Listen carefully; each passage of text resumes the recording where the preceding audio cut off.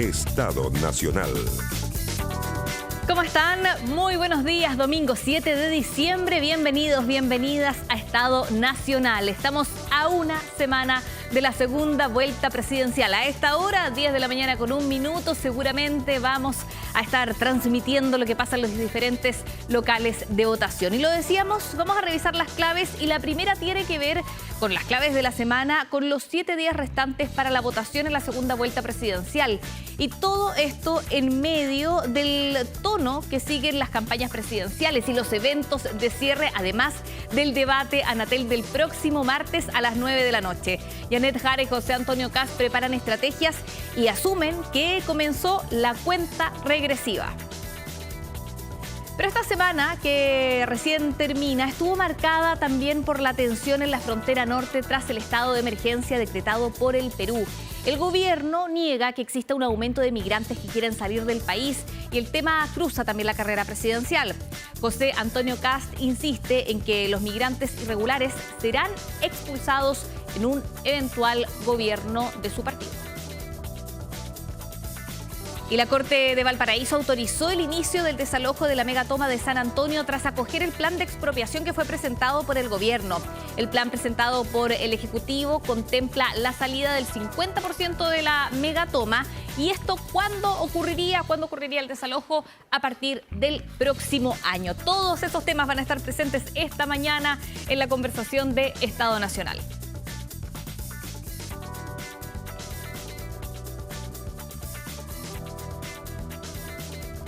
Bien, y en esta mesa de conversación vamos a presentar a la diputada Gael Jomans del Frente Amplio y también vocera del comando de la candidata Janet Jara. ¿Cómo está, diputada?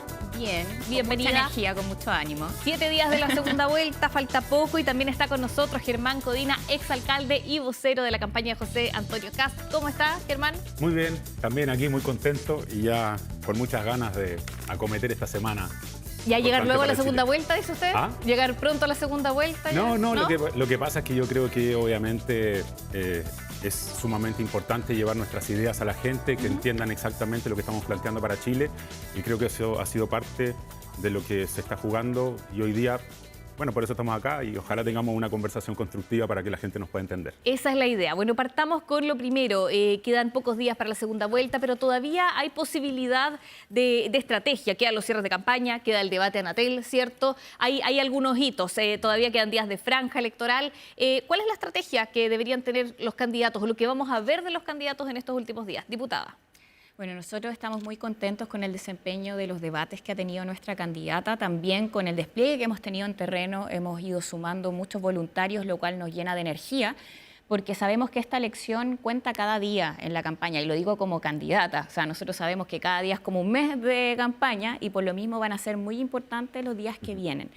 Y en esos términos, la evaluación positiva también nos mira con buen pie, ¿cierto?, para el debate en Anatel. Nuestra candidata en el anterior debate se mostró firme, con convicciones, con postura, lo cual se necesita para ser presidente de Chile. Además de su historia, ¿cierto?, una historia que ha hecho avanzar al país en acuerdos importantes como la reforma de pensiones, las 40 horas o incluso el salario mínimo. Y esa experiencia es la que se pone ahora a disposición. Y por la otra vereda, vemos que, ¿cierto?, en el caso de José Antonio Kast no tuvo un buen desempeño en el debate anterior. Fue dubitativo, cuando había que tomar postura no lo hizo, y acá se necesita certeza, se necesitan claridades para que las personas puedan también tomar una definición con todos los programas y las ideas sobre la mesa, porque se trata del presidente de Chile, de quien va a gobernar el país y a todos los chilenos y chilenas. Germán, ¿cuál es la estrategia para estos últimos días? Algunos dicen que lo que se vio en el debate, lo que critica acá la diputada Jomans, es justamente parte de la estrategia del candidato José Antonio Kast. O sea, no cometer errores, por decirlo así.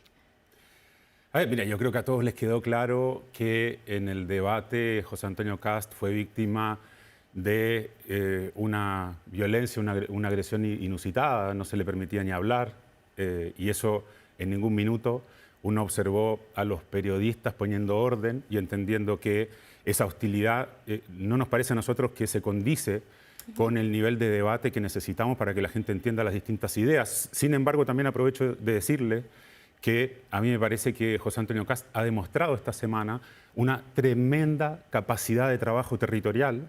El día después de la primera vuelta, él visitó en esos 5 días 5 regiones del país, estuvo en el norte, en el sur, en la misma región metropolitana en distintas partes, y eso demuestra que no solamente hay un entusiasmo, sino que hay una gran capacidad de poder enfrentar los grandes desafíos que tiene Chile en seguridad, en crecimiento económico para tener mejores empleos y obviamente también en profundizar y mejorar las políticas sociales, que dicho sea de paso, nos interesa preservar la PGU y mejorarla, ¿ya? Nos interesa en distintos ámbitos de las políticas sociales y los derechos sociales que la gente entienda que nosotros los vamos a conservar y por ningún momento, digamos, vamos a retroceder en esos derechos sociales. Nosotros, al revés, los valoramos y queremos que el Estado funcione bien para poder garantizarlos. Germán, un punto. Usted dice en el debate, a veces hasta no se lo dejó hablar a José Antonio Kast, pero en un minuto de las preguntas hasta pidió el tiempo. No quiso, o sea, llegó al tiempo y ya no quiso seguir contestando más. ¿Sigue esa misma estrategia para el debate, Anatel?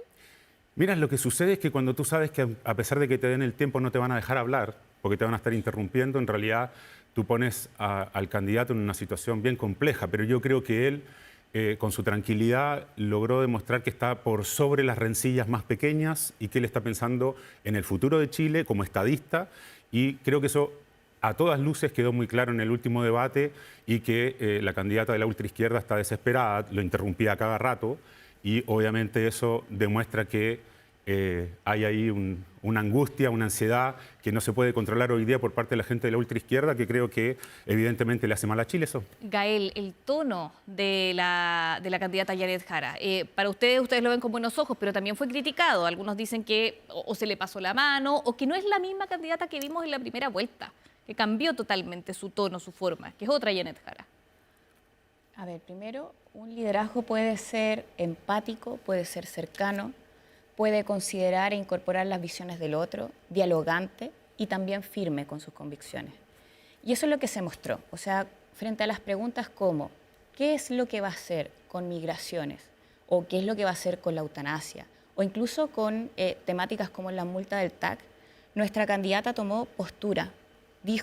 Dijo qué iba a hacer con la legislación en particular, si le parecía o no, si estaba a favor o en contra.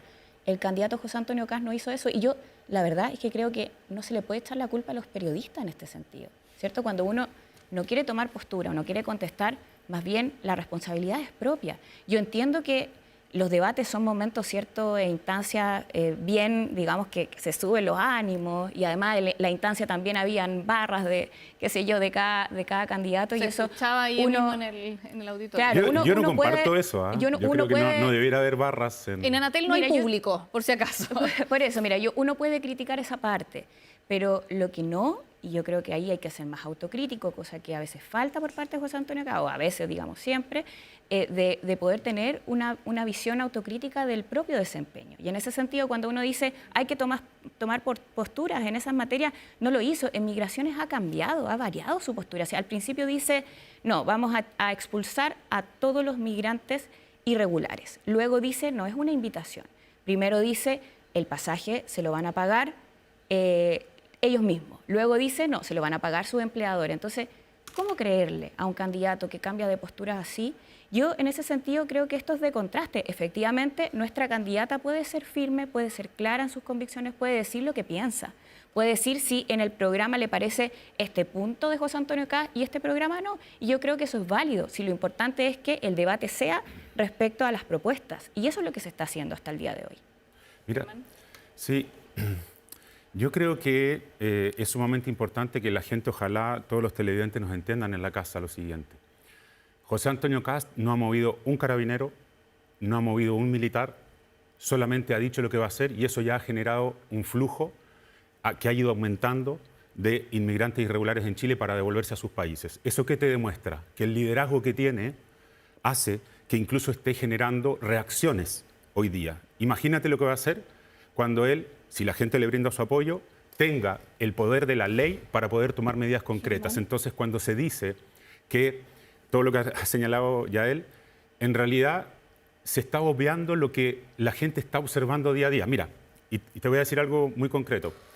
No solamente tenemos un tema con el flujo, sino que la autoridad, el presidente de la República, tuvo que crear el Comité Binacional, ¿ya?, producto justamente de que José Antonio Kast puso estos temas arriba de la mesa. No lo crearon antes, no lo creó este gobierno, ¿ya?, por cuenta propia. Lo terminan creando cuando se empieza a generar en la frontera un inconveniente con Perú, cuando Perú lo que hace es establecer el estado de emergencia en la zona fronteriza. Entonces, lo que le quiero decir a la gente, es evidente que si tenemos un presidente con ese liderazgo, las cosas van a pasar. La gente va a tener la tranquilidad que los inmigrantes irregulares van a ser devueltos a su país por una o por otra vía. Germán, eso es lo importante. Germán, el tema es que ahí, y eso es lo que a mí me inquieta al menos, es que en esta materia se entiende que en todas estas, digamos, estas temporadas, y era algo que se puede prever, y ahí uno puede decir, y de hecho nuestra candidata ha sido bien crítica respecto a los tiempos en que se toman las decisiones. Yo en eso comparto. Uno puede ser crítico, uno puede decir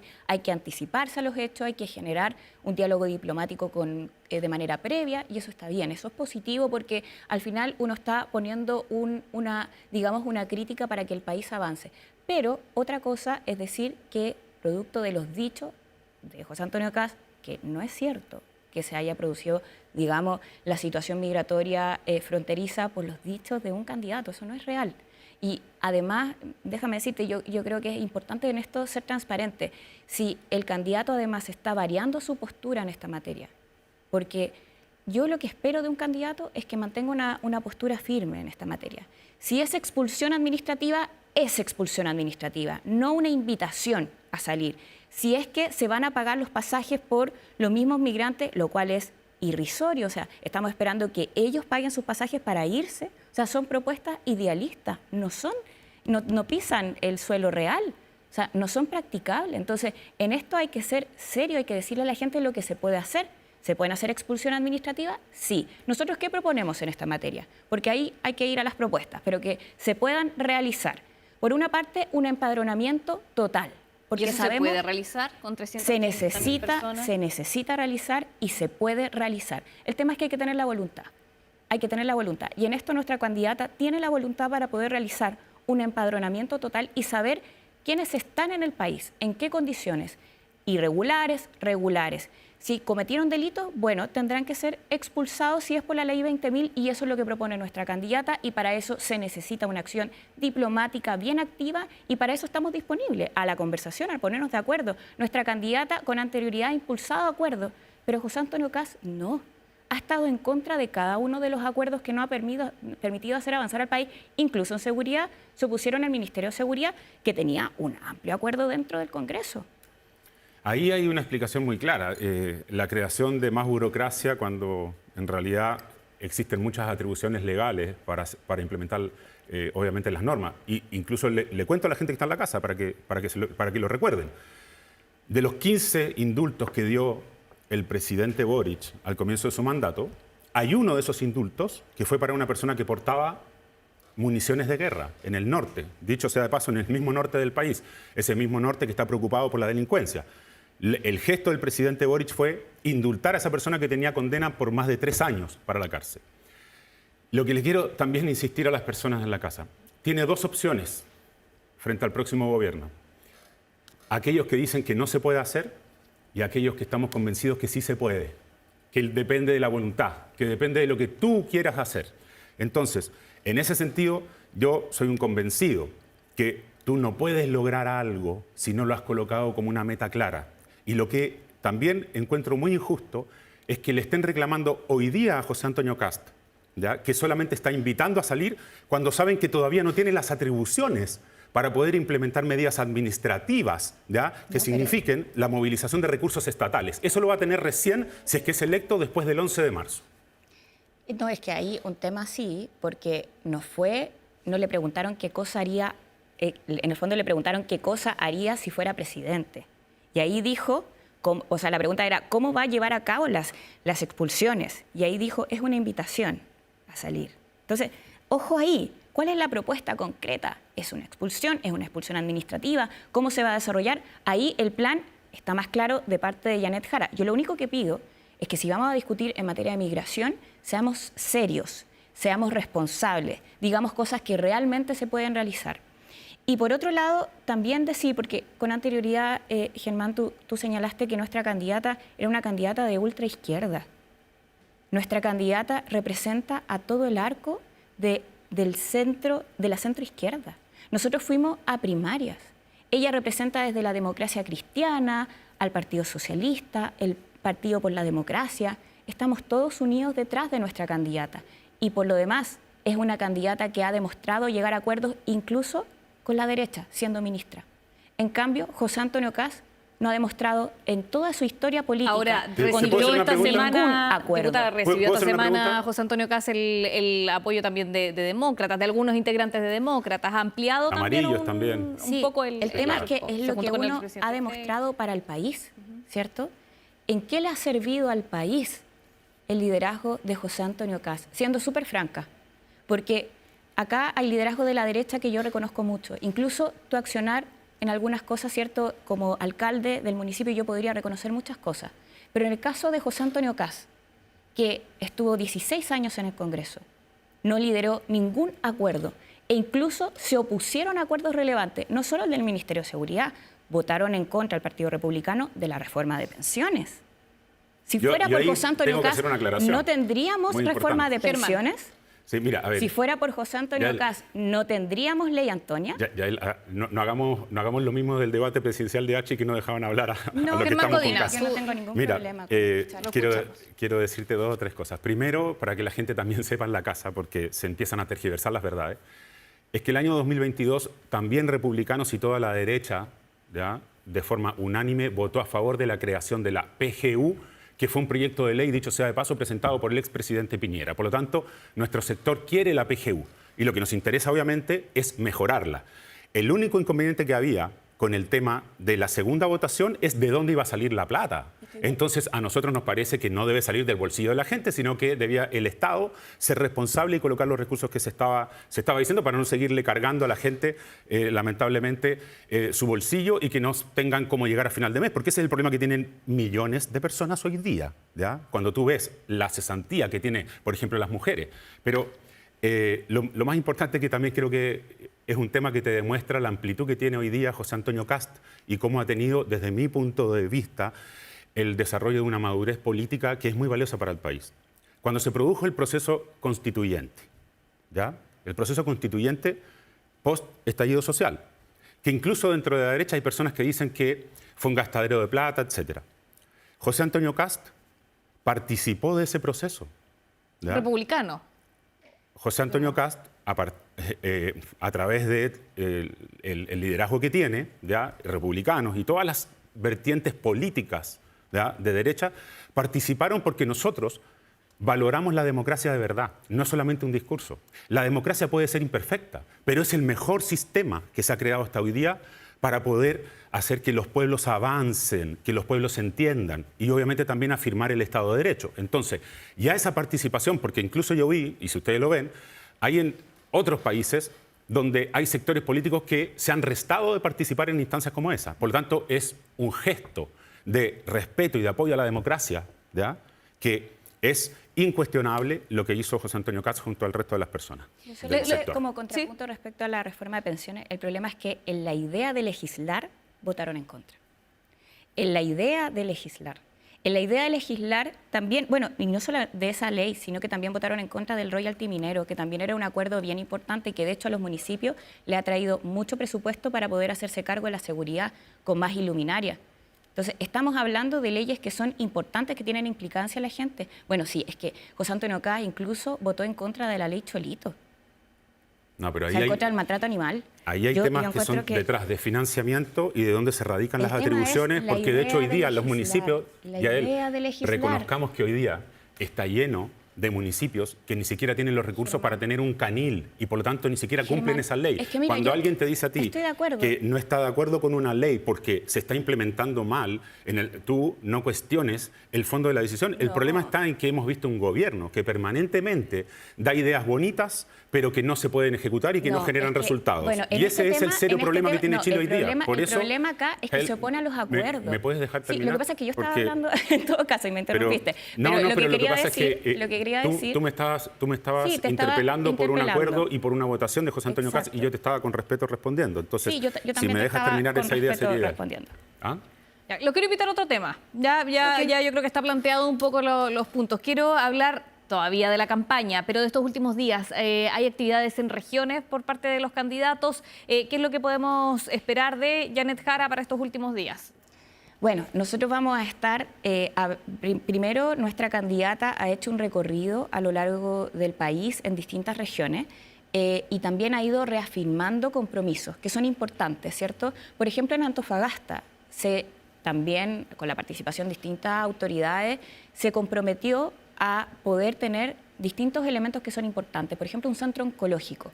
Y también se ha recogido, por cierto, durante toda esta campaña, propuestas de otras candidaturas que nos parecen positivas, también dando la amplitud que se necesita en los temas que a las personas les importan. Por ejemplo, en materia de vivienda, el día de ayer tuvimos una actividad súper importante en donde cerramos un compromiso con determinados comités de vivienda que participaron, generaron también las propuestas y en eso, por ejemplo, el pie cero, que incorporamos también de la propuesta de Evelyn Matei, porque nos parecía una buena solución.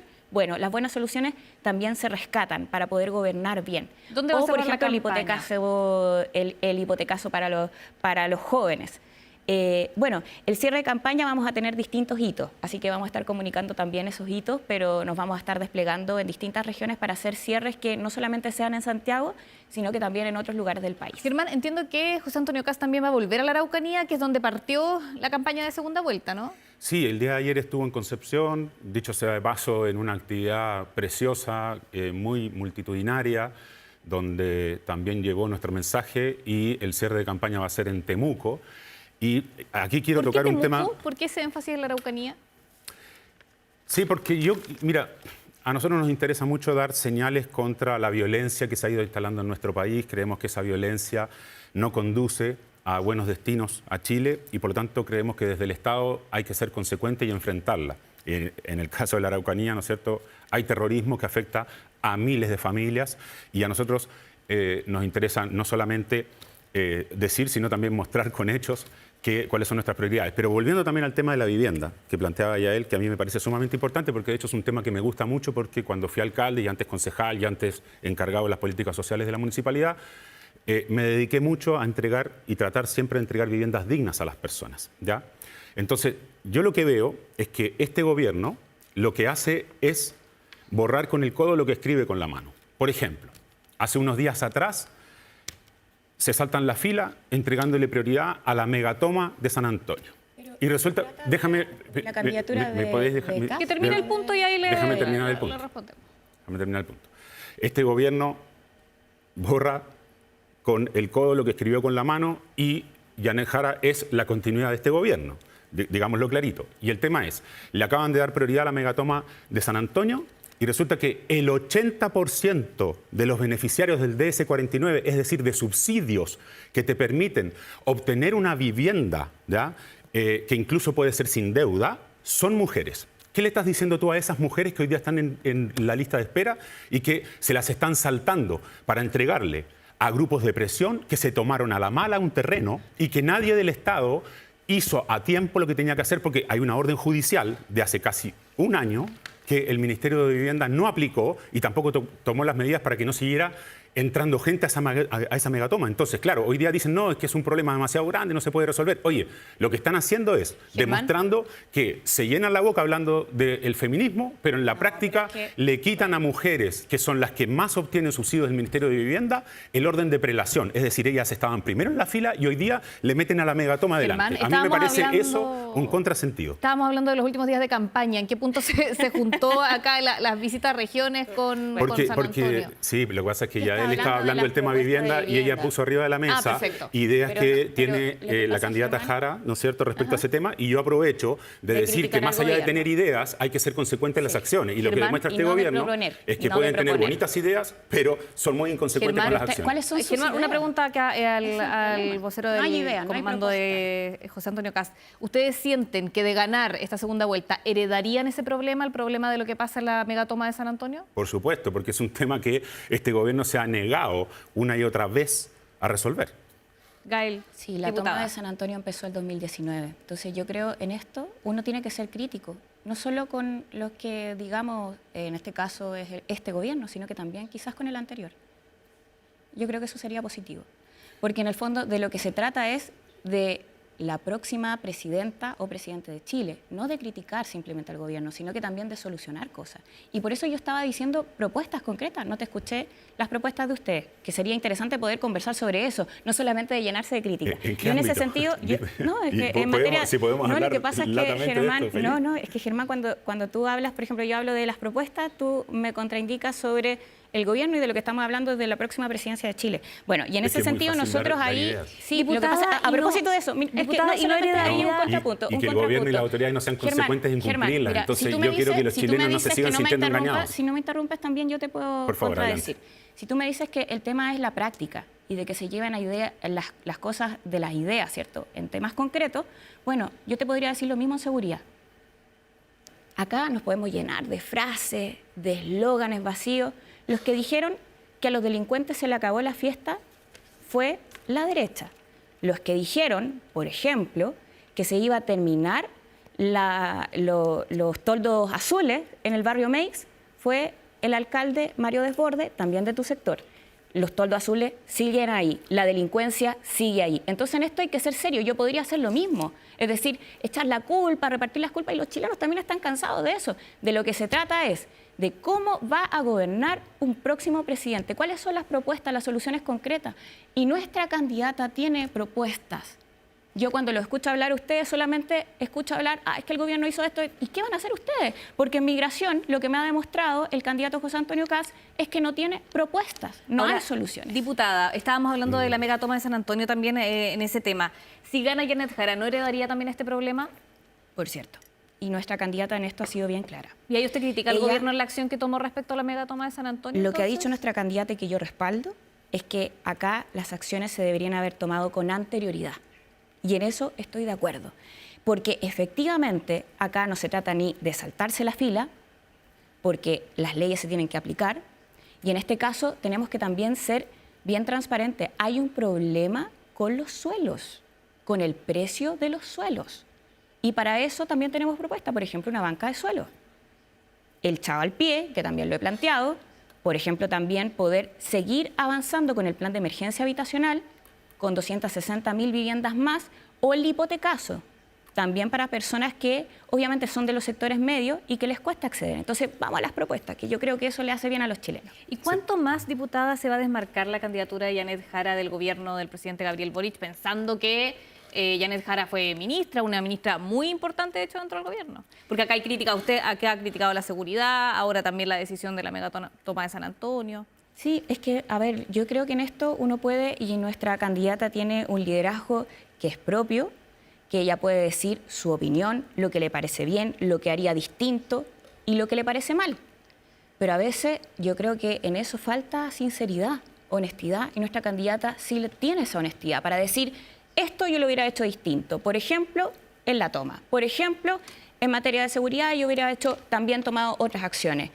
Pero hay otros temas en donde hemos avanzado, por ejemplo, con las 40 horas, que José Antonio Kast venga a decir que ellos votaron en contra y que esa es su posición. O sea, ¿qué queremos interpretar de eso? ¿Que ahora también van a ir por derogar la ley de 40 horas, ir en contra de la ley de 40 horas? ¿O qué sucede, por ejemplo, con la indemnización por años de servicio de los trabajadores? Que ahora quieren cambiar, que no sean los trabajadores quienes la reciban desde los empleadores, sino que sean los mismos trabajadores quienes la paguen. Son derechos que ya están garantizados, que ya hemos avanzado en esta materia y nos pretenden hacer retroceder. Entonces, ahí yo veo riesgos, veo peligro en José Antonio Kast. Y en el fondo, en esta elección veo eso. Una candidatura como la de Janet Jara, que ha probado acuerdos amplios, desde la derecha hasta nuestro sector. Y una candidatura como la de José Antonio Kast, que nos peligra a llevar a retrocesos en derechos que ya tenemos. Germán, ¿qué pasa ahí con algunas leyes laborales? Por ejemplo, 40 horas, que de hecho en el debate se le preguntó al candidato y ahí él dijo, bueno, ustedes vieron cómo yo voté 40 horas. ¿Qué garantizan respecto a eso? Mira, yo creo que aquí hay algo que hay que reconocerle al candidato y que es una persona tremendamente transparente y honesta. Él no le miente a Chile. Sin embargo, formamos parte de una amplia coalición y él ha dicho una y otra vez, incluso subió un video estos días, desmintiendo que él quisiera eliminar la PGU, las 40 horas o la indemnización por años de servicio. Eso le aclaro a la gente en la casa, eso es mentira. Y eso lo hemos tenido... Ya el programa, te dejé hablar. Esto es lo que pasa, por favor. Siga, Germán. Después, si yo respondo, se victimiza. Después, si yo respondo, se victimiza, que es lo mismo que le hacen a José Antonio Cast cuando va a los debates. No hay victimización. Entonces, yo lo que creo que es muy importante, yo creo que es muy importante que la gente sepa en la casa que a nosotros nos interesa conservar los derechos sociales, pero creemos que si este país no enfrenta con rudeza la delincuencia, no va a generar tampoco la tranquilidad de las personas, la seguridad que necesitan para vivir, pero a su vez la seguridad para que se desarrollen inversiones, que crezcan las empresas, el emprendimiento y que Chile vuelva a crecer. Y ese crecimiento que genera recaudación fiscal que te permite sostener estas políticas sociales. Porque hoy día, por ejemplo, lo que se ve claramente es que el gobierno no ha tenido los recursos por la mala gestión que ha hecho. Por ejemplo, en el Ministerio de Vivienda están dejando un Ministerio de Vivienda con deudas a pagarse el año 2026. ¿Y eso se paga a costa de qué? A entregar menos subsidios para la gente que más necesita casa. Entonces, quiero ser muy claro. Nosotros vamos a seguir adelante con la PGU y la vamos a mejorar. Y eso lo ha dicho José Antonio Cast. Las 40 horas no se tocan. Y tampoco se tocan la indemnización por años de servicio. Son falacias que han tratado de colocar a José Antonio Cast, obviamente en un extremo, como si fuera una persona que no está pensando en el bien de Chile. Y él lo que hace sí es pensar en el bien de Chile, pero también ser muy franco, honesto. No le está vendiendo la pomada. Le está diciendo a usted lo que se puede hacer y lo que no se puede hacer. Y yo le pregunto a usted y a él una pregunta. Hablando de qué se va a hacer o no se va a hacer. Nosotros hemos planteado la necesidad de establecer como delito el ingreso irregular a Chile. ¿Usted va a votar a favor o en contra de ese proyecto? Bueno, ahí nosotros lo que hemos dicho en esta materia es que primero se necesita un empadronamiento, ¿cierto? Y voy a insistir en este tema. Luego ver si están en condiciones delictuales, si fueron condenados por la ley 20.000, expulsarlos. ¿Cómo van a expulsar ustedes? No ha quedado claro. Yo he hecho la pregunta y no me han respondido. Después, usted me ha dicho, si es que un proyecto de ley de establecer como delito, mire, yo me pregunto, ¿vamos a echar entonces a niños que ingresaron irregulares? No sé, es que quiero preguntar detalles del proyecto de ley, pero por otro lado también quiero plantear otros temas porque plantearon más cosas. Germán, puedo contestar porque tu candidato, bueno, respondió todo el rato, depende en el debate, así que supongo que acá también se puede ver el proyecto de ley y revisar cada uno de los ítems. Puedes revisar exactamente todo lo que quieras. Y respecto al tema del desempleo, ustedes constantemente han señalado, y esto lo digo sobre todo el sector del Partido Republicano, que es el partido del candidato, de José Antonio Cast, que además él cuando responde lo de las 40 horas, lo señala, es frente a una pregunta. ¿Qué haría usted respecto a las 40 horas? Y él dice, miren cómo votamos, en contra. ¿Qué da la impresión entonces? Que está en contra de las 40 horas y que sigue estando en contra a pesar de que Chile Vamos estuvo a favor. ¿Qué sucede con el tema de la indemnización por años de servicio por parte de los trabajadores? Eso está en el programa, no es mentira. Y respecto a la PGU, que también lo han planteado más de una oportunidad y que ahora José Antonio Cast ha dicho que ama la PGU, bueno, primero, votaron en contra de la idea de legislar la reforma de pensiones. Si fuera por José Antonio Cast y el Partido Republicano que se restaron desacuerdo, no habría aumento de la jubilación. Germán. Mira, primero creo que hay muchos mitos que se están tratando de construir para perjudicar justamente a José Antonio Cast. Insisto. ¿Y qué pasa con estos puntos que están en el programa que dice la diputada? No, es que no están. No, es que no es así. No es así, porque si no, en el fondo, nosotros hemos visto, y de hecho, justamente una de las cosas que nos preocupa es que la candidata de ultraizquierda, Yanet Jara, ha permanentemente, incluso en los debates, tratado de poner en boca de José Antonio Cast cosas que él no ha dicho.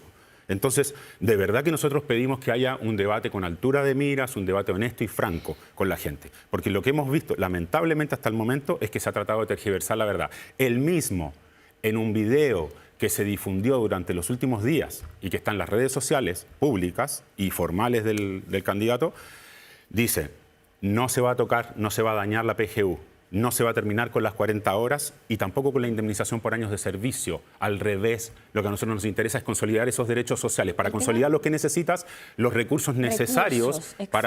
Necesitas los recursos necesarios. Esos recursos necesarios, ¿cómo se obtienen? Mira, hoy día Chile tiene, lamentablemente, en lista de espera, miles de millones de dólares de inversión que están detenidos por la permisología, por ejemplo. Ahí hay temas importantes que hay que abordar. Para que pueda haber inversión, eso genere más empleo y al haber más empleo se mejoren las condiciones laborales. ¿La reconoce como un avance? avance? ¿Perdón? La ley de permisología que se aprobó, ¿la reconocen como un avance? Nosotros, a ver, yo reconozco como un avance eso y muchas otras cosas, pero creo que es insuficiente para el Chile que la gente está pidiendo y sobre todo en el combate a la delincuencia. Creo que hay muchas cosas que falta por hacer. Los beneficios sociales, primero también hay que ¿Perdón? aclarar Diputada. para poder proyectar los beneficios sociales hay que aclarar el tema de los recortes, porque Diputada un Germán, recorte de 6.000 millones de dólares va a afectar los beneficios se nos acaba el sociales. tiempo ya, pero solo para que no Es terminen de así. puros operadores políticos que Germán, han tenido todos diputada, estos años. 6.000 millones de dólares. Se nos mucho acaba más que el pago a tiempo, a se nos las acaba el personas. tiempo, Sí, pero convenios, fundaciones mucho y hartas más. cosas más. Germán, No alcanza, diputada, no alcanza. se nos acaba el tiempo para no terminar así sí que alcanza. acá no se entiende nada. Para terminar, Pero un sí que concepto alcanza. de lo que viene en la última semana y un concepto y nos despedimos porque tenemos que seguir con el programa. Así que les pido ahí mucha brevedad para cerrar con una idea fuerza respecto a José Antonio Kast y Janet Jara. Partamos por usted, Sí. Germán. Mira, sobre todo mucho trabajo en terreno. A nosotros nos interesa mucho el contacto real, ¿ya?, en la calle con las personas. Y también pedirle a la gente que está con nosotros que no se confíen. Esta es una semana donde tenemos que trabajar mucho más que lo que hemos trabajado hasta ahora para lograr que, en definitiva, José Antonio Kast sea presidente de la República y, sobre todo, que se instalen los cambios que Chile necesita para poder cumplir todos esos sueños. Si todos estamos de acuerdo en los sueños. Todos queremos más equidad, igualdad de oportunidades. Pero ¿cómo lo logramos? Ahí está la gran diferencia con el gobierno de ultraizquierda que se podría instalar si hay continuidad con Janet Jara. Diputada. Nuestra candidata Janet Jara es una candidata con un liderazgo firme, con convicciones claras, que ha logrado acuerdos amplios desde la derecha hasta nuestro sector, y eso es lo que necesita nuestro país para avanzar. Certeza, experiencia, profesionalismo. Eso es lo que da Janet Jara, así que espero que durante este periodo de campaña que nos queda poder llegar con nuestras propuestas y así poder tener un Chile mejor. Diputada Gael Youmans, representante del comando de Janet Jara, exalcalde Germán Codina, muchas gracias por esta conversación. Estamos a 7 días, así que por eso se entiende un poco el debate acalorado acá en Estado Nacional. Les agradecemos, por supuesto, y vamos a continuar avanzando en el programa. Queremos mirar al exterior también. Queremos saber qué ha pasado en la tensión en el Caribe entre Venezuela y Estados Unidos, porque se han vivido semanas bastante intensas y la última semana además se reconoció de parte de Nicolás Maduro y también de Donald Trump que hubo diálogo. Para abordar este tema tomamos contacto con Fernando Wilson, docente y analista internacional con especialidad en defensa y además académico de la Universidad Adolfo Ibáñez. Fernando, gracias, buenos días y bienvenido a Estado Nacional. Hola, buenos días, muchas gracias por la invitación. En primer lugar, le quiero preguntar, ¿qué escenarios usted ve en este momento en la tensión que existe en el Caribe entre Venezuela y Estados Unidos? A ver, evidentemente lo que podemos ver es solamente una parte muy menor. Sí. Esto es como un iceberg, solamente estamos viendo lo que se comunica públicamente, pero Estados Unidos está ejerciendo una fuerte presión sobre el régimen chavista. Y por filtraciones de prensa, comunicados, se sabe que han habido negociaciones respecto al abandono del poder por parte de Maduro y su círculo. La última referencia norteamericana aludía a que habría pedido que se le garantizaran $200 millones y la inmunidad para 200 personas que tendrían que ser llevados a algún lugar del hemisferio occidental. Han habido algunos retruques, pero se ha planteado Turquía, Rusia, Qatar, etcétera. Y bueno, no se ha llegado a un acuerdo en eso y mientras tanto, hace pocas horas atrás, fuerzas norteamericanas hundieron otra narcolancha, mientras también en el helicoide, la siniestra prisión, digamos, del Servicio Bolivariano de Información, el SEBIN, murió el gobernador del estado de Nueva Esparta, que habría sufrido un infarto en circunstancias poco aclaradas, una persona que llevaba ya cerca de 1 año y medio detenido sin cargos, lo cual de alguna manera exacerba el escenario de ilegitimidad del régimen de Maduro. ¿Y cuánto más se puede prolongar este escenario de tensión? Porque se habla ya por lo menos de unos 100 días desde septiembre en adelante que hemos visto esta nueva política, esta estrategia Lanza del Sur, los ataques a las narcolanchas. ¿Cuánto más se podría extender lo que estamos viviendo? A ver, la clave de este proceso es que difícilmente esté siendo generado por el gabinete inmediato de Donald Trump, que en general tiende a buscar resultados muy rápidos y si no los consigue rápidamente salta adelante una nueva crisis. Acá lo que estamos viendo es una acción mucho más organizada, mucho más concertada, me atrevería a decir, parte del Departamento de Estado, del Departamento de Defensa, el Homeland Security y probablemente también órganos técnicos de carácter militar y paramilitar, la DEA, la ATF, etc. Esta gente lo que está tratando de hacer en este momento es producir una transición ordenada debido a que el control que tiene el Estado venezolano, más bien el chavismo, sobre el Estado venezolano es total. Es decir, si cae Maduro, caería también buena parte de aquellas herramientas que tiene el Estado venezolano para continuar operando, aunque sea precariamente. Recordemos que las Fuerzas Armadas venezolanas tienen más de 1.500, algunos citan hasta 2.400 generales y almirantes. Ese personal militar lo que hace es cubrir todas las plazas técnicas del Estado. Todos los gobernadores, seremis, autoridades técnicas, etcétera, son militares que son controlados por el general Vladimir Padrino y el Cártel de los Soles propiamente tal. En esa situación, en esta ocasión no se trata simplemente de matar a Maduro o de sacarlo a él individualmente, sino que generar un sistema que le permita a la oposición poder gobernar con estas redes de poder militares, digamos, fuertemente vinculadas al régimen, en una dinámica de transición gradual. ¿Cómo negociar eso? Indudablemente va a ser un proceso lento, largo, y que tiene que tener volúmenes, o más bien capacidades de aplicación de violencia restringidas o limitadas. La destrucción de las narcolanchas es un mecanismo para recordarle a Maduro que la alternativa militar sigue ahí. El aprovechar buques de la escuadra norteamericana que están entrando o saliendo de sus propios despliegues operativos en sus fases de entrenamiento, sirven para generar presión sobre él. Y mantener también un despliegue de fuerzas especiales sobre la base del buque Ocean Trader, que es un buque nodriza del mando de fuerzas especiales americanas, un buque mercante, pero equipado para apoyar grupos Delta, SEALs y un largo etcétera. De alguna manera están negociando con el palo y la zanahoria en la mano. O sea, tenemos a una Venezuela que está totalmente rodeada, podríamos decirlo así, en términos figurados. Pero Fernando, yo lo escuchaba a usted en otras entrevistas y usted decía que no ve probable, por ejemplo, una operación, una invasión a Venezuela o una operación de ese tipo. ¿Qué podría pasar entonces? ¿Cuáles podrían ser las acciones que finalmente hagan que haya un cambio de régimen en Venezuela? Por ejemplo, ataques de fuerzas especiales, destruir acopios de droga, destruir plataformas, digamos, fundamentales para el régimen. Por ejemplo, yacimientos, explotaciones de minería ilegal de oro en el sur de Venezuela. Golpes a los laboratorios de droga que se supone están siendo operados por el ELN colombiano en territorio venezolano. Atacar a las plataformas de refinación o más bien a los convoyes que transportan la hoja de coca desde Colombia en las zonas controladas, fronterizas controladas por el ELN, llevándolas a los laboratorios en Venezuela. Es decir, más que una operación anfibia, más que una suerte de Normandía, como lo he dicho en anterior, un asalto exacto, que sería un desastre y que generaría la necesidad de Estados Unidos de controlar un país de 14 millones de habitantes con todos sus servicios básicos en bastante pobres condiciones.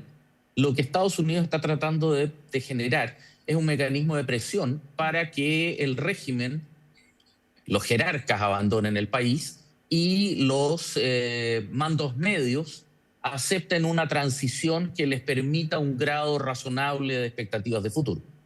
Ahora, usted también lo ha dicho en otras entrevistas y lo estábamos conversando acá, Fernando. O sea, está Maduro, puede salir Maduro, pero hay toda una red, podríamos decir, del chavismo en Venezuela. Está Vladimir Padrino. Usted dice que aquí el ministro de Defensa es una figura importante. De hecho, le quería preguntar por lo siguiente, porque Vladimir Padrino este sábado aseguró que la Fuerza Armada Nacional Bolivariana está cada día más preparada para dar una respuesta contundente a quien se atreva a agredir al país.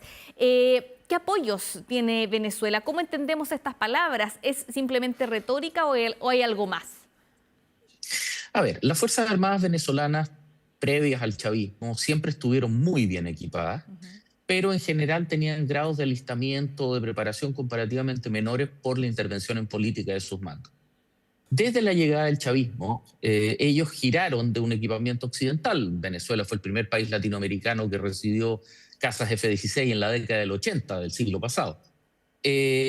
Varió su provisión de material a Rusia y en menor grado a China. Han adquirido grandes cantidades de material blindado, sistemas antiaéreos, cazabombarderos Sukhoi 30.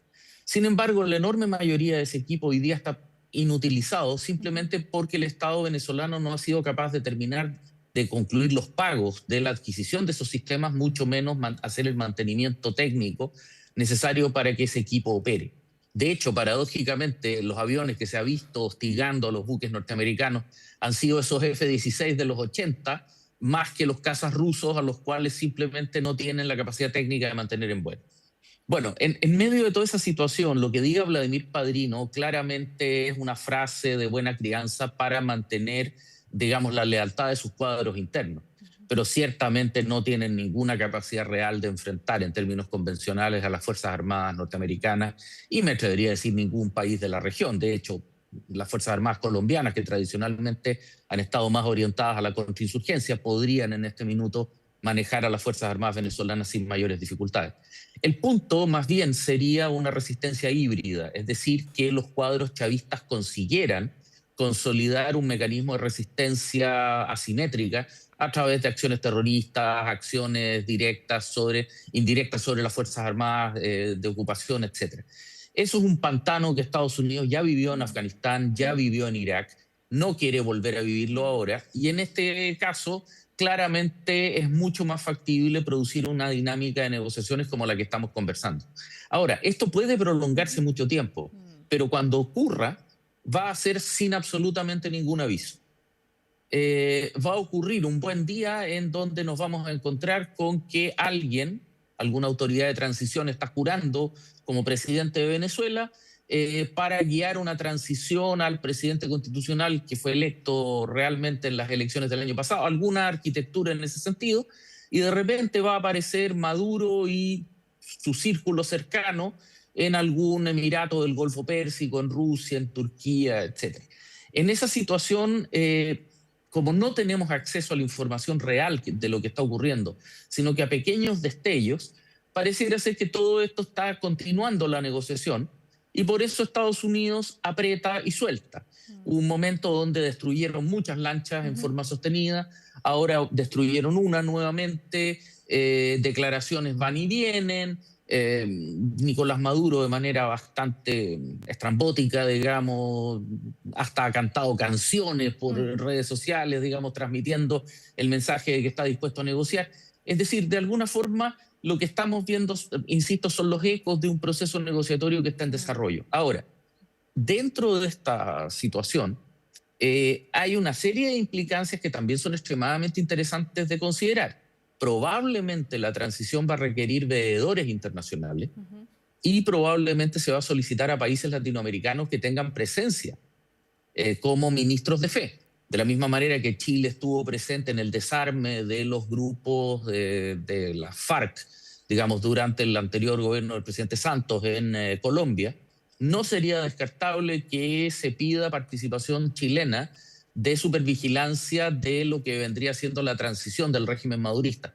Y en ese sentido, si bien nosotros estamos claramente absorbidos por la segunda vuelta presidencial en una semana más, etcétera, bueno, como lo mencionaban sus entrevistados anteriores, quizás sería el momento que comenzáramos a debatir a nivel nacional cuál sería nuestra reacción respecto a una solicitud de Estados Unidos o de la OEA de concurrir a un proceso de transición de apoyo técnico, por ejemplo, del CERVEL, de distintos ministerios, que pudieran supervigilar o ser parte de una misión internacional vigilando estas circunstancias. Todo parece indicar que esto no va a tener una gran invasión, pero esto no significa que vaya a ser totalmente pacífico. ¿Cómo se va a negociar? ¿Cómo se va a manejar eso? Esa es la gran interrogante que tenemos hoy día por delante. Fernando, usted me dice, hay ecos de una negociación respecto a lo que nos llega, respecto a lo que nos enteramos. ¿Puede ser considerado un eco de esa negociación, por ejemplo, la noticia que también conocimos ahora hace algunas horas respecto a María Corina Machado, que iría a recibir a Oslo el Premio Nobel de la Paz? Esto es el 10 de diciembre. ¿Por qué lo digo así? Porque ella ha estado viviendo, por supuesto... la clandestinidad. Claro, exacto, en la clandestinidad. No se sabe cómo saldría de Venezuela. Venezuela tiene el espacio aéreo cerrado. Entonces, ¿puede ser esa otra señal de lo que está pasando y de lo que no vemos y no sabemos? Absolutamente, en la cual el gobierno venezolano, por un lado, no haga intentos de interferir la salida, más allá de que la capacidad real del gobierno venezolano hoy día de controlar su frontera es extremadamente reducida. Recordemos que hace un año y fracción hubo choques entre el Ejército de Liberación Nacional colombiano y las fuerzas bolivarianas en los sectores fronterizos donde colindan, donde hubo intercambios de fuego y donde las fuerzas bolivarianas sacaron la peor parte. Es decir, ya hay antecedentes de personas que pueden entrar y salir con relativa facilidad, pero que el gobierno venezolano no haga acciones explícitas en su contra y particularmente que no persiga o que no impida su retorno con posterioridad a la recepción del premio. Ahora, ahí hay un elemento también, que es que el gobierno bolivariano no es monolítico. Nicolás Maduro parece estar mucho más convencido de entregar el poder y estar francamente desesperado, como se lo ha visto en algunas ocasiones, mientras que otros liderazgos como Diosdado Cabello, que hace también pocas horas atrás pedía que se empadronara a los vecinos que no estaban dispuestos a defender el proceso bolivariano, es decir, con un fanatismo que uno lo recuerda el doctor Goebbels al final del gobierno nazi, y el propio Vladimir Padrino. Es decir, pareciera ser que hay sectores del gobierno chavista que están mucho más dispuestos a negociar y a entregar el poder que otros que están dispuestos a continuar peleando. Por lo tanto, podría ser la razón por la cual estas negociaciones están siendo tan lentas y tan complejas en términos de cómo lograr doblarle la mano a estos circuitos, a estos grupos más radicalizados y a estos grupos más complejos. Bien, Fernando Wilson, académico de la Universidad Adolfo Ibáñez, muchas gracias por esta conversación. Seguimos pendientes de lo que ocurre en Venezuela. Muchas gracias y buenos días. Por favor, muchas gracias a ustedes, que estén muy bien. Bien, nosotros vamos a ir a una pausa en Estado Nacional, pero antes le decimos lo siguiente: protéjase de la delincuencia con Tepillé, vigilancia en tiempo real de cámaras de seguridad con audio disuasivo para su empresa. Alarmas Tepillé con cámaras conectadas a su smartphone y botón de emergencia móvil para su hogar. No sea usted la próxima víctima y contrátelos en tepillé.cl. Vamos a un breve alto, pero ya regresamos con más Estado Nacional. Viene el ministro del Interior, Álvaro Elizalde, así que quédense con nosotros.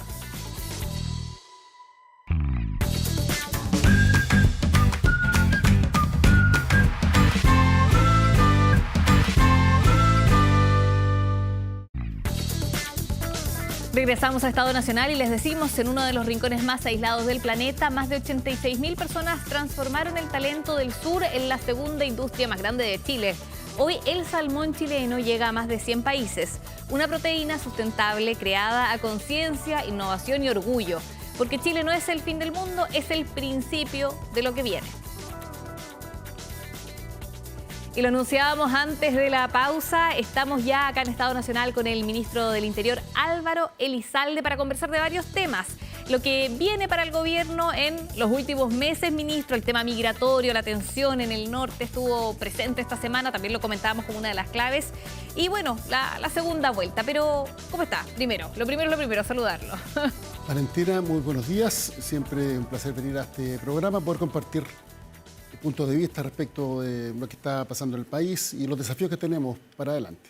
Eso, y hablemos un poco de los desafíos en lo que queda de gobierno, que son 3 meses más o menos, ¿cierto? Estamos a 7, todavía quedan 3 meses de gobierno. Hay algunos temas pendientes, como la reforma del sistema político. ¿Eso viene en camino o no? ¿Se logra sacar adelante antes que termine la administración del presidente Boric? Bueno, estamos reactivando el diálogo para avanzar en una reforma del sistema político, toda vez que el clima electoral a veces genera esta dinámica de que muchos andan con la calculadora en la mano y no pensando en lo que es bueno para el país en una lógica de largo plazo. Pero ya concluida la segunda vuelta, entonces es posible tener un diálogo pensando en lo que Chile necesita para enfrentar la creciente atomización de nuestro sistema político.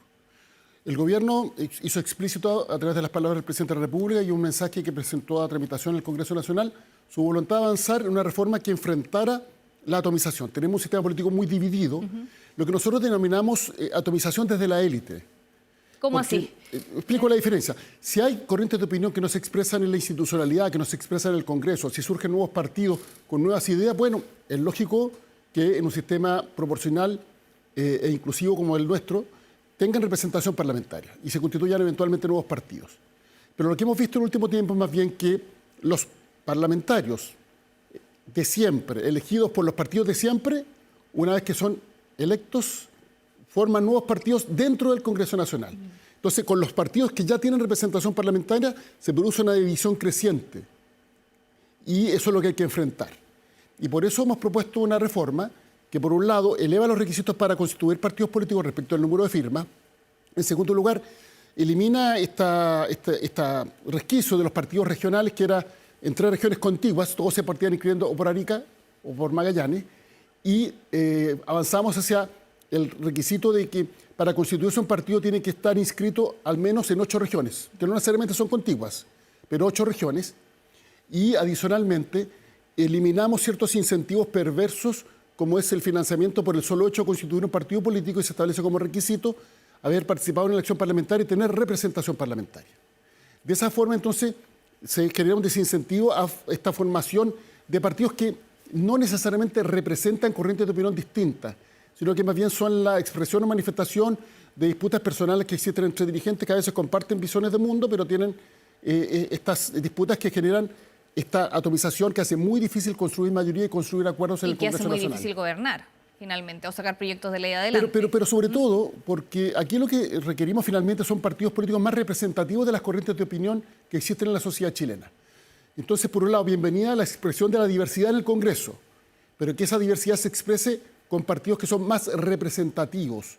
Y eso se logra a través de este proyecto que está en tramitación actualmente en el Congreso. ¿Y existe consenso en el Congreso Nacional de sacar adelante este proyecto de ley, de que este es un problema, que tiene que haber un cambio al sistema político? Creo que en general hay una visión compartida de los partidos del oficialismo, también de la oposición. No es unánime, pero sí mayoritaria para sacar adelante esta iniciativa.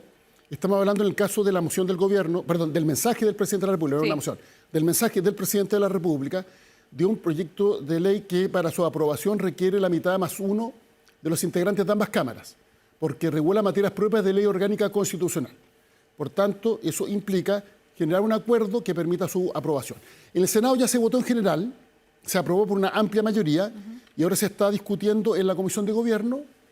Una vez que la Comisión de Gobierno lo despache, pasará a la sala y ahí pasa el segundo trámite en la Cámara. Nosotros esperamos en el mes de enero estar despachando esta iniciativa porque creemos que es buena para nuestra democracia, porque contribuye a tener partidos y movimientos políticos más representativos. ¿El oficialismo está de acuerdo?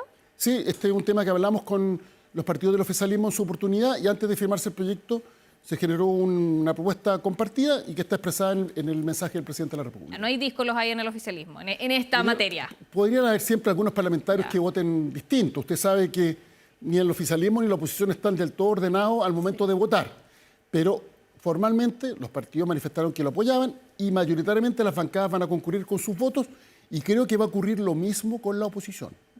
¿Qué pasa del centro de la oposición? ¿Chile Vamos? ¿Está ok o no? Creo que en general este es un diagnóstico compartido y que no tiene que ver con si beneficia más a la izquierda o a la derecha, sino que tiene que ver con lo que es mejor para nuestra democracia. Y por eso reiniciar este diálogo, una vez concluidas las elecciones, permite tener un escenario más propicio para aprobar una iniciativa que nos parece que es muy importante y positiva para nuestra democracia. Ya, ¿y esto antes del 31 de enero debería estar ok, ministro?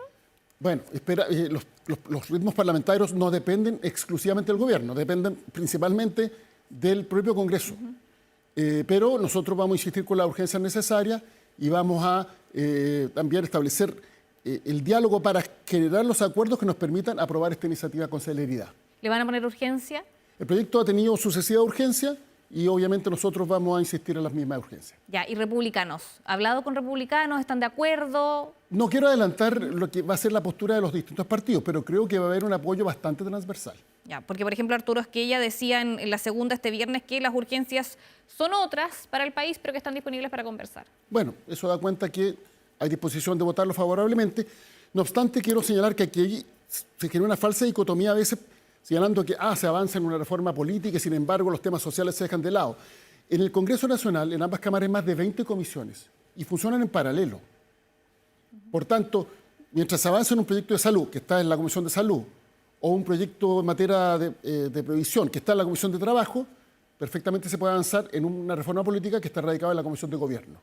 Es decir, esto no entorpece la tramitación de otras iniciativas porque se tramitan en paralelo por distintas comisiones.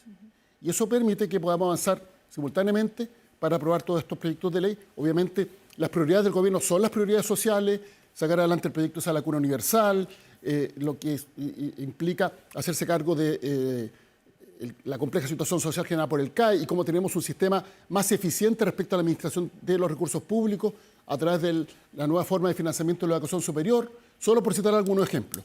Nosotros vamos a seguir impulsando esas iniciativas, que son iniciativas que tienen obviamente un énfasis social y que dan cuenta de políticas públicas que nos permitan avanzar hacia un país con menos desigualdades, con más oportunidades para todos.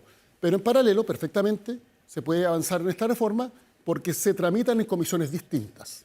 Ya, ministro, avancemos a otros temas también presentes. Ya me dijo las urgencias, ya me dijo lo que podría pasar, porque claro, queda trabajo, mes y medio puede ser importante en el Congreso Nacional para sacar adelante algunos pendientes en materia legislativa. Pero hablemos de migración, que también está en su ministerio, y esta semana tuvimos bastante movimiento en el norte, ¿cierto? Estado de emergencia, hubo un incidente ahí también en que pasaron algunos migrantes desde Chile hacia Perú. ¿Cómo está el flujo migratorio? ¿Cómo lo podemos comparar? Sí, mire, yo sobre eso ha habido eventos menores, pero si uno ve las grandes cifras y la tendencia, lo que tenemos este año es una menor demanda por salir del país que la que existía el año pasado. ¿Menor? ¿Tiene los números? Sí, yo tengo los números. Ajá, y respecto a eso quiero ser bien claro, porque se ha generado esta falsa imagen de que la declaración de un candidato en Chile y la decisión del gobierno de Perú habría generado una especie como de corriente o flujo migratorio adicional para salir de Chile. Eso no es efectivo. No es efectivo. Usted descarta que haya aumentado el flujo migratorio. ¿Y eso en números? ¿Cómo lo podemos Los registros entender? en Chile, las estadísticas las lleva la PDI. Estas son información de la PDI. Le doy un ejemplo. Mire, el año pasado, en promedio, noviembre con noviembre, porque, a veces se dice, no, es que está aumentando, está disminuyendo el flujo migratorio. Sí. Pero eso depende con el mes del año. Por ejemplo, para Navidad, Año Nuevo, más gente sale del país, más gente entra a Chile y aumenta el flujo. Sobre todo entre Tacna y Arica, donde hay una economía integrada entre ambos países y es común que crucen de un lado a otro de la frontera. Pero cuando vemos el mismo mes comparado con el mes del año anterior, nos podemos hacer una idea. Lo que tenemos el año 2024, un promedio de 6.249 salidas. ¿Esto por el flujo y el año por la frontera norte? Sí, estoy hablando de Chacayuta. Perfecto. Y en noviembre de este año, 5.621. Ese es el promedio. Ya. O sea, 6.249 salían promedio al día y 5.621 este año, menos. Es evidente que es un número menor. Estamos hablando de un paso fronterizo que tiene un flujo diario de entre 11.000 y 12.000 personas. A veces llega a 14.000 o más, pero estamos hablando del promedio. Si comparamos los días del mes, particularmente desde que se dijo que se estaba generando este mayor flujo migratorio, que fueron los 3 últimos días de noviembre. Bueno, en un caso, el año pasado sumaron más de 23.000, este año 18.000. Entonces las cifras dan cuenta que hay una disminución en los flujos migratorios. Contrariamente a este sentido común que se pretendió instalar no sobre la base de datos. Y por eso yo creo que hay que hacer un llamado a que el debate político y la evaluación de las políticas públicas se realice sobre información fidedigna, que en este caso proporciona la PDI. Pero vamos a lo que podríamos denominar la situación de personas que están en condición irregular en Chile y que salen del país. Pues bien, ellos tienen un trámite que se realiza ante el Servicio de Migraciones. Y desde esa perspectiva, entonces, se requiere una autorización para poder salir. Estamos hablando del mismo paso. Bueno, el año pasado eran 1.005 en noviembre, este año 793. O sea, descarta que lo que ha dicho el candidato José Antonio Kast. Si usted ve las imágenes de los últimos días, ha habido completa normalidad.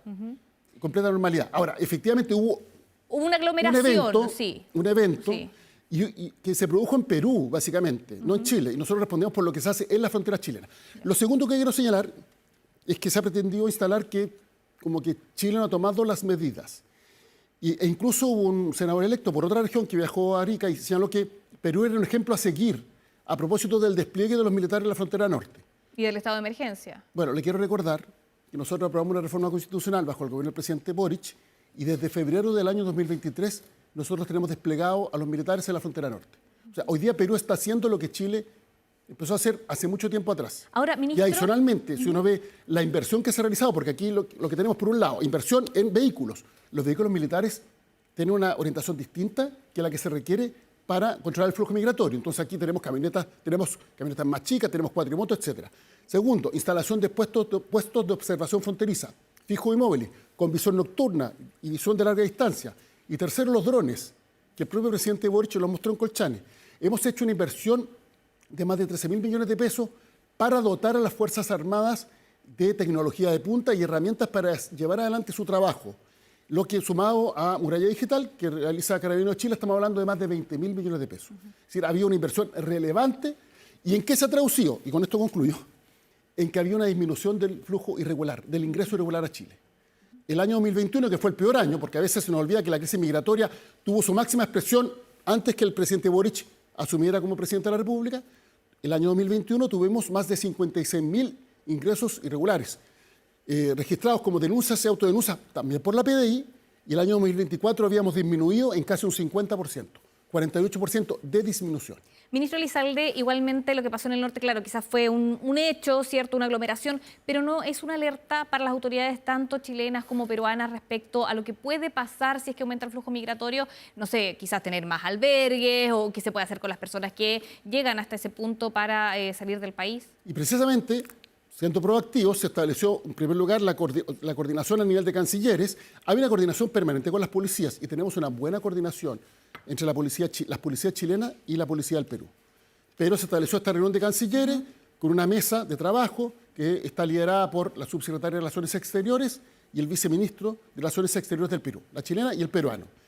Y adicionalmente viajaron a la zona el subsecretario del Interior y el subsecretario de Seguridad para ver en terreno medidas adicionales que complementen las medidas que ya venimos adoptando desde hace tiempo.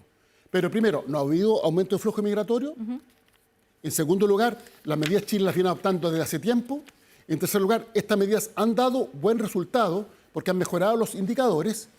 Y en cuarto lugar, lo que hemos tenido en los últimos días ha sido una situación de tranquilidad y nunca se puede descartar que pueda haber algún evento específico, pero en absoluto que se hubiera producido una estampida de personas que quieren salir del país producto de declaraciones de dirigentes políticos en Perú o en Chile. Ministro, hablemos de la toma de San Antonio, sí, que también ha estado presente. A ver, se presentó ante la Corte el plan de manejo, se aceptó, debería ahora venir el desalojo. Pero una cosa bien importante, las fronteras se administran de a dos y por eso el diálogo bilateral es tan importante. El Comité Binacional es importante. Y hemos avanzado mucho con Bolivia a propósito de las reconducciones, que antes no las podíamos hacer y producto del acuerdo suscrito por la ministra todos los días se están haciendo. Y ahora pasemos a San Antonio. Acá debería existir un desalojo de una parte, ¿cierto?, de la toma, y de eso estaría a cargo el Ministerio del Interior, ¿o no? El desalojo más bien es responsabilidad de un conjunto de instituciones. ¿Ya? No es que haya un ministerio o un servicio que está a cargo de los desalojos. Perfecto. En Chile. ¿Y cuándo se concretaría eso? Y el delegado regional lo que hace es coordinar. Por un lado, hay una responsabilidad que le corresponde al municipio de San Antonio, que es proveer los albergues. El Ministerio de Desarrollo Social puede contribuir a esa tarea, pero es una responsabilidad que está radicada en el municipio. Por otro lado, hay distintos ministerios que tienen distintas responsabilidades, pero lo más relevante es proveer de la fuerza pública en caso de que sea necesario su auxilio para proceder al desalojo. ¿Qué es lo que hicimos nosotros? A través del delegado presidencial regional, que es el que coordina estos esfuerzos, se hizo un informe a la Corte con una planificación de la forma en la cual se va a desarrollar este desalojo. La Corte acogió la propuesta. En primer lugar, hay una resolución que dicta que primero toma conocimiento del plan de expropiación, que va a ser en paralelo, y en segundo lugar, del programa de desalojo, y ese informe es un informe reservado. ¿Por qué reservado? Y esto es bien importante.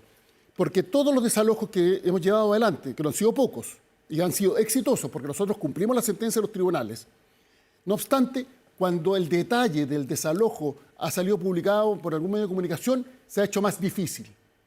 Entonces tomamos un resguardo, porque aquí estamos hablando, Valentina, usted no debe olvidar, de una toma que compromete a más de 10.000 personas. 3.000 niños aproximadamente. Más de 1.000 personas mayores o con algún tipo de discapacidad. Hay, no sé, 95 comunas al menos en Chile que tienen una población menor que la que tiene esta toma. Y por eso hemos tomado el resguardo para, por un lado, avanzar en el desalojo conforme lo estableció la Corte, cumpliendo el mandato de la Corte, y adicionalmente llevar adelante el proceso de expropiación para implementar el plan habitacional que el gobierno anunció hace meses atrás y que nos habría gustado que se hubiera hecho a través de una compraventa, pero no hubo acuerdo con los propietarios. Ministro Elizalde, ¿usted asegura que este tema, el tema de la toma de San Antonio, que es un tema que ha acompañado al gobierno ya hace años, se resuelve antes del 11 de marzo?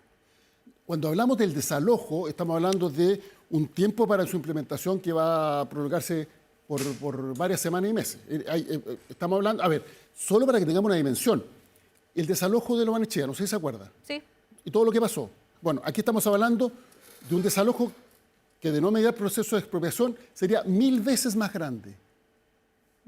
Estamos hablando, no sé, de 35 familias. O sea, esto va a quedar sí o sí para el próximo gobierno, no, ministro. Nosotros lo vamos a implementar en este gobierno, pero obviamente su desarrollo va a implicar que con el paso de la semana las autoridades que asuman continúen con lo que nosotros ya vamos a haber avanzado. El ministro Montes dijo que aquí hay varias filas, porque se critica que este proceso genera que la gente se salte la fila, que vaya, o que es un incentivo. Se ha dicho eso como una crítica a la propuesta del gobierno. Y el ministro Montes decía esta semana en una entrevista en Tele 13 Radio que acá hay varias filas. ¿Cómo toma esas palabras? Ver, ¿Hay varias filas? No, yo lo planteo de una manera distinta, pero comparto la visión. Nosotros anunciamos hace muchos meses que lo que requería San Antonio era un plan habitacional. Por eso se constituyó una mesa técnica en donde participaban los pobladores organizados en cooperativas y los propietarios para que se pudieran de acuerdo en un precio para la adquisición de los terrenos. Pero el gobierno hace muchos meses que planteó la necesidad de un plan habitacional. Como no hubo acuerdo, porque el precio exigido por los propietarios estaba muy por sobre el precio de mercado, entonces el gobierno ha tomado la decisión no de expropiar la totalidad del paño, sino que poco menos de la mitad, para llevar adelante un proceso, un plan o un proyecto habitacional. Y lo más relevante, utilizamos una herramienta que consagra nuestra Constitución y las leyes, que por lo demás es una herramienta que fue utilizada más en el gobierno anterior que en el gobierno actual, y que está dentro del marco de nuestro ordenamiento jurídico. Ministro, también quería llevarlo a otro tema. Acá esta semana el diputado Mesa, en un panel de conversación, habló respecto a esta posibilidad de los indultos, ¿cierto? De indultos por razones humanitarias, despertó varias críticas, pero más allá de lo que dijo el diputado Mesa, si hay un eventual gobierno de José Antonio Kast, como gobierno actual, ¿ustedes temen que haya algunos puntos que ha aprobado este gobierno o que tiene como legado este gobierno retrocedan en una eventual administración de José Antonio Kast? A ver, en primer lugar, yo creo que hay un principio básico que consiste en que los criminales tienen que estar en la cárcel. Quien comete un delito grave tiene que cumplir la totalidad de su condena. Obviamente siempre en condiciones de respeto a la dignidad propia de todos los seres humanos, pero cumpliendo condena. Lo que ha planteado el diputado Mesa a mí me parece aberrante, lo quiero decir con toda claridad. Él está planteando liberar a quienes han cometido delitos sexuales contra menores de edad. Eso es lo que planteó, además lo dijo explícitamente. Y se enmarca dentro de un proyecto de ley que está promoviendo una parte de la oposición, no la totalidad, pero una parte, en el Senado, que establece la liberación no solo de los violadores de derechos humanos, sino que de personas que han cometido otro tipo de delitos. Y con casos, a ver, les doy un solo ejemplo. Si se aprueba este proyecto, María del Pilar Pérez, no sé si se acuerda de la Quintrala. La Quintrala. Sale libre. Sale libre, inmediatamente. Julio Pérez Silva, el psicópata de altos pisos, 14 homicidios, mujeres asesinadas por él, al menos de los que los fueron acreditados, saldría libre en 8 años más, sin cumplir la totalidad de su pena.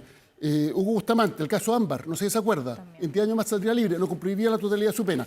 Vamos a los números, mira, estamos hablando de... Ministro, se nos acaba el tiempo, Sí. la última para terminar. Pero es que los números creo que son relevantes para ver cuán absurda e incluso aberrante es esta propuesta, porque consagra la impunidad en nuestro país respecto de delitos graves. O sea, estamos hablando de 192 personas que saldrían libres y que cometieron abusos sexuales, 155 violadores,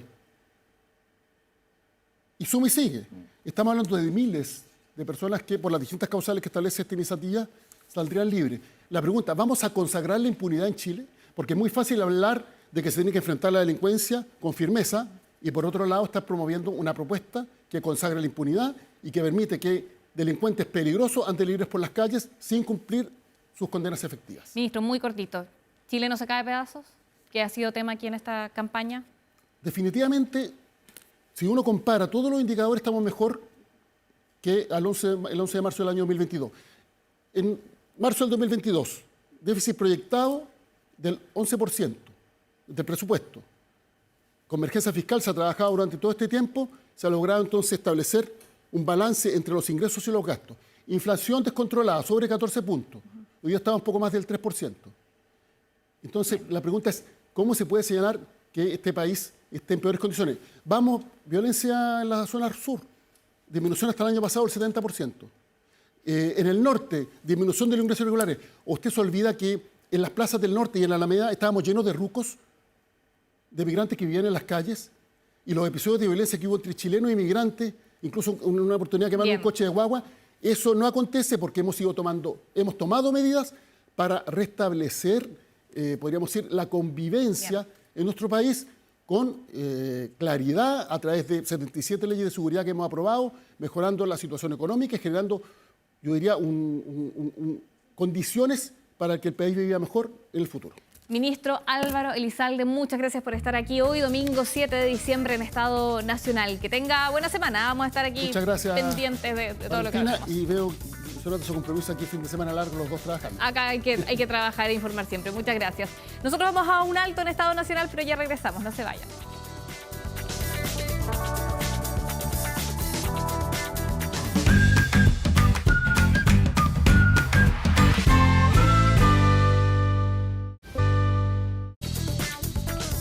...17 grados en Santiago a esta hora, en este día domingo. Nos espera una máxima de 25. Nosotros vamos cerrando Estado Nacional. Recuerden, hay más información en 24horas.cl. Pueden revivir el programa. A la 1 de la tarde llega 24 horas al día. Que tengan excelente domingo. Recordemos que mañana es feriado, así que aún puede quedar descanso. Que estén muy bien.